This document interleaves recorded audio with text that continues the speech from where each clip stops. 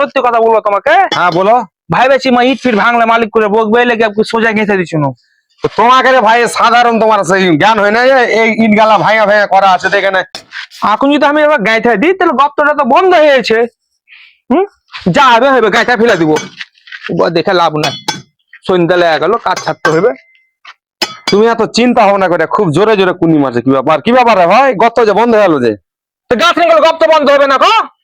গর্তটা তোমাকে কি হিসাবে বললো তুমি বুঝতে পারলে না? কি হিসাবে বললে? তোমার মাথাতে কিছু খেলে না রে ভাই।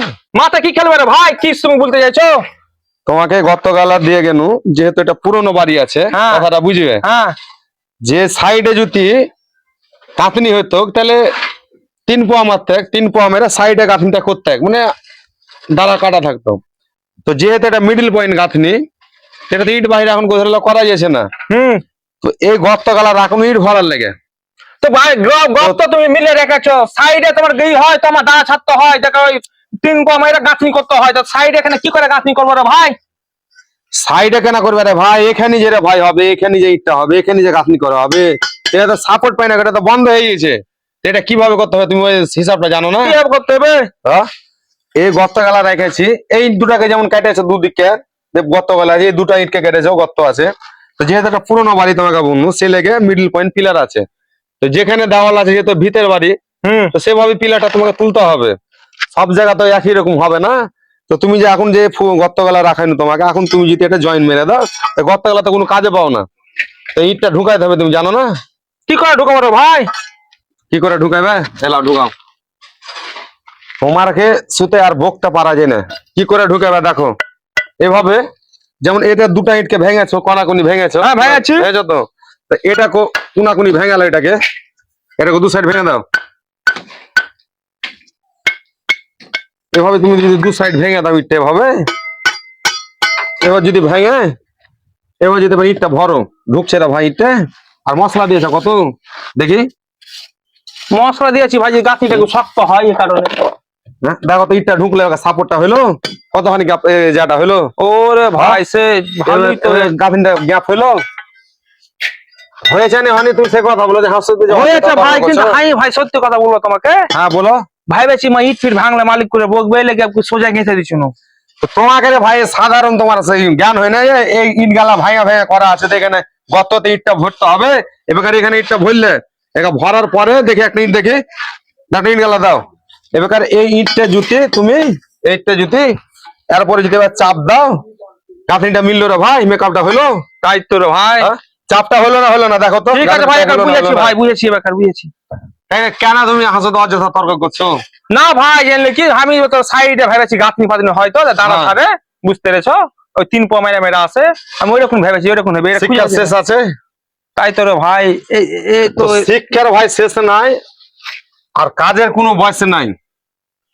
তো আমরা যে কোনো জিনিস করার আগে অনেক কিছু ভাববো। দাও ভাই, কোনি কান দাও, দাও আমি একা করে নেবো। দাঁড়াও তো অনেক কিছু ভাববো।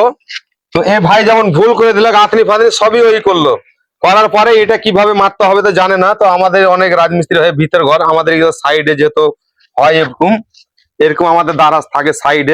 আমি এরকমই ভেবেছিল ভাই, এরকম থাকে তাই তো? হ্যাঁ এরকম ভেবেছিল আসবে, কাটা এরকম সাইডে হবে। তো আমার যেহেতু গাঁথনিটা সাইডে নাই, মিডিল পয়েন্ট, আমি কর্নার গুলোকে কেটে নিয়েছি। তো এই ইটটাকে আমাকে কেটে নিতে হয়েছে। এই যে এইটা কেটে যদি ভরে দিই আমি, তো প্রায় আমার এখানে 2 ইঞ্চি মতো ঢুকে যাচ্ছে। আমার অনেক এখানে সাপোর্ট পাচ্ছে। 3 পোয়ার ক্ষেত্র তাই 2-2.5 ইঞ্চি মতো হয়, এটাও 2-2.5 ইঞ্চি ঢুকে দিলে প্রচুর সাপোর্ট। একটা জিনিস কি বললাম, শিক্ষার শেষ নাই, আর কাজ করার কোনো বয়স নাই। হয়তো কথা বলে বয়স আছে, বয়স হয়ে গেলে আর হবে না। অল্প বয়সে তোমাকে যা শিখে কাজ করতে হবে। ভাই ভুল করে দিয়েছে। গাঁথনির বিভিন্ন রকম ফ্যাশনে কাজ হয়, তো গাঁথনির কাজটা আমরা, আরে ভাই বারবার বললিও না, মিস্ত্রির সামনে ভুল করে দিয়েছে। আচ্ছা ঠিক আছে ভাই, তোমাকে বলবো কেন রে ভাই? আমার মতো তো আরো কোনো ভাই তো না জানার কারণে মালিক নিচে শুনে কাজে নিবে কেন? মালিকের শুনে দেখি হলো, খালি ভুল বলছো, হাত ঠাইলা করে বলো আমাকে কথাটা। তো আমার ভাই রেগে যাচ্ছে, আপনারা বুঝতে পারছেন কিভাবে হলো, আপনারা দেখতে পাচ্ছেন বা বুঝতে পারছেন। তো দাদা ভাই রেগে যাচ্ছে, এখানে রাগার কোনো ভাই রাগার কথা না ভাই, তুমি বলো তো। আরে চুপ করো না। আরে ভাই মালিক ছোট হয়ে গেছো, জিনিসটা শিখতে পারলে না বলো? ঠিকই আছে, তোমরা বুঝছো মালিক নিচে শুনে কাজে নিবে ভাই। এখানে যদি খাইতে ফাইতে দিচ্ছ ভাই, এবার থেকে কাজ করছি, হাঁটতে দেবেন আমাকে না। তো তুমি যে কথাগুলো বলছো সব মোটো ভুল বলছো, তো ভুল পথে যাবেন না। তো এই জিনিসটা শিখতে পেরেছো তো? হ্যাঁ ভাই, তোমার শিখতে মতো তো পেরেছি। আমার আরো অন্য কোনো ভাইরা শিখতে পারবে। তা তো পারবে পারে না, ভাই, পারবে না জানলে বলো? কি, হ্যাঁ। তো যাই হোক বন্ধুরা, আমার দাদা ভাইরা আমার, তো কাজের বিভিন্ন পদ্ধতি বিভিন্ন রকম কাজ হয়, তো কাজটা কিভাবে হলো আপনারা আশা করি কাজটা যদি আপনাদের ভালো লেগে থাকে অবশ্যই বলবেন।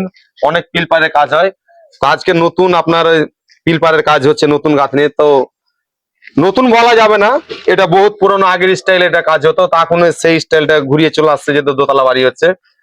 তা আশা করি আমার সকল ভাইরা আপনারা দেখলেন কাজটা কেমন হচ্ছে, অবশ্যই আপনাদের মতামত বলে। ভাইরাকে বলো, কি বলছিল বলো।